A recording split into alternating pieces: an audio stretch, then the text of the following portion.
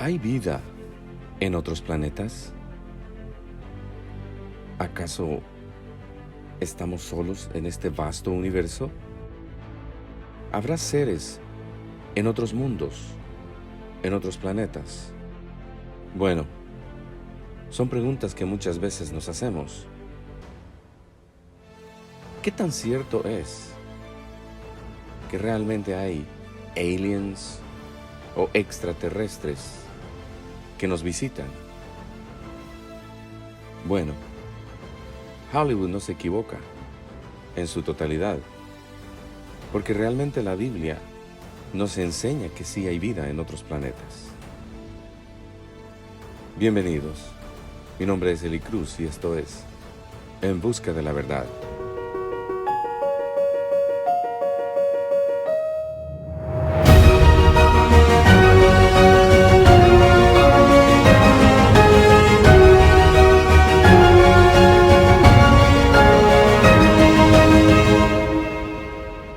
Ahora bien, para definir esto necesitamos entender algunos pasajes de la Escritura en los que se nos hace referencia a este tipo de cosas.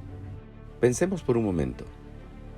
Si no tuviéramos la Biblia, este libro sagrado que nos revela muchas verdades acerca de Dios y acerca de todo lo que existe, pero creyéramos en Dios, en un ser supremo, podríamos creer que Dios ha creado un vasto universo vacío y sin propósito. Yo personalmente no lo creo así. No es mi opinión la que cuenta aquí, sino la de Dios y la de su palabra. ¿Qué dice la Biblia acerca de si hay vida en otros mundos? Lucas capítulo 19, versículo 10 dice: porque el Hijo del Hombre vino a buscar y a salvar lo que se había perdido. ¿A qué se refiere Cristo cuando dice eso? Todo el mundo había caído bajo la maldición del pecado. Todo hombre, desde Adán hasta nuestros días, ha caído bajo la maldición del pecado. Él vino a buscar a todos. Juan 3:16 que dice: porque de tal manera amó Dios al mundo, completamente, a toda la raza humana. Pablo dice: no hay justo ni aun uno, no hay quien haga el bien. En otras palabras, toda la raza humana está bajo la maldición del pecado.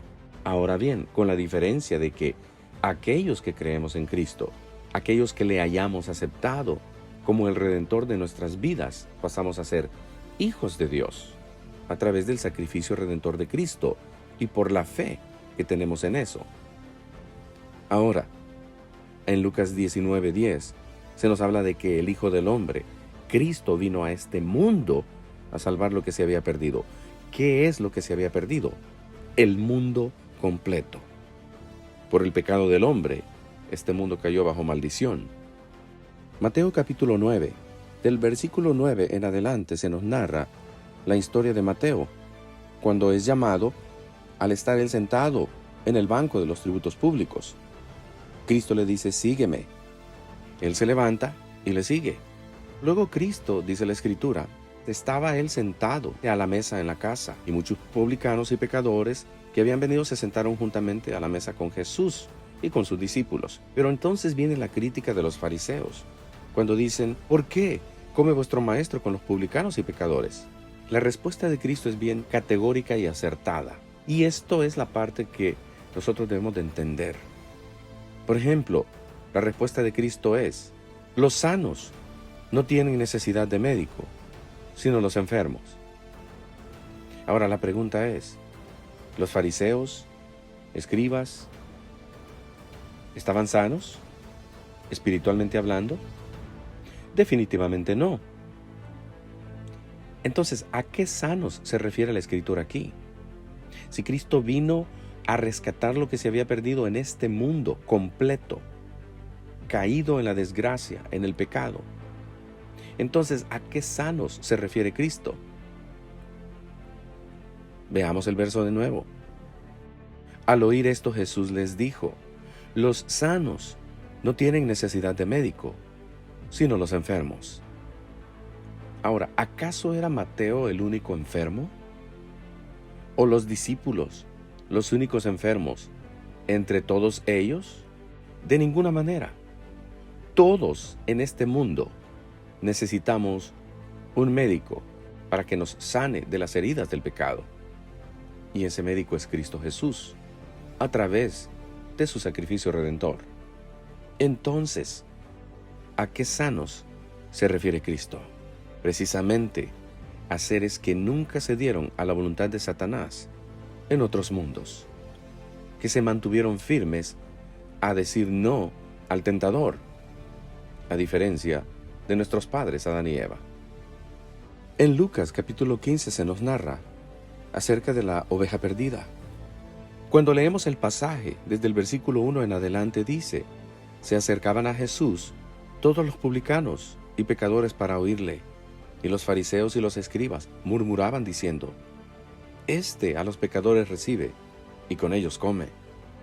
Entonces él les refirió esta parábola diciendo: ¿qué hombre de vosotros teniendo 100 ovejas, si pierde una de ellas, no deja las 99 en el desierto y va tras la que se perdió hasta encontrarla?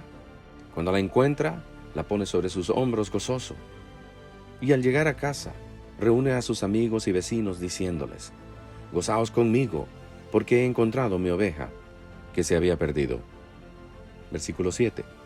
Os digo que así habrá más gozo en el cielo por un pecador que se arrepiente, que por 99 justos, que no necesitan de arrepentimiento.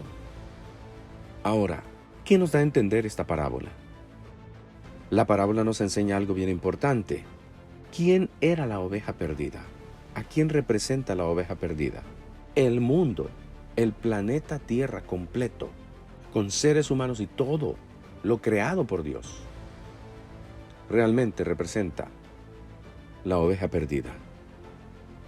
Las 99 representan los seres de otros mundos. En Hollywood se nos presentan muchas maneras de cómo tal vez existen seres en otros mundos. Se nos presentan de color verde, de una forma física bastante repugnante, como en películas de terror. Pero realmente es así como son los seres de otros mundos, de otros planetas. Definitivamente no. Adán no tenía un tan solo defecto. El salmista dice: le hiciste poco menor que los ángeles. El hombre era fortísimo, de una estatura impresionante. Con el correr del tiempo, el hombre ha ido decayendo en su físico debido al pecado. Mientras más vivían los hombres, más inteligentes eran. Antes los hombres vivían casi 1000 años. Su mente era tan brillante que incluso el mismo Adán tuvo la capacidad de ponerle nombre a todo ser viviente que existe. De igual manera, así como Dios creó a Adán perfecto y sin ningún defecto en este mundo, así también Dios ha creado seres en otros mundos sin defecto.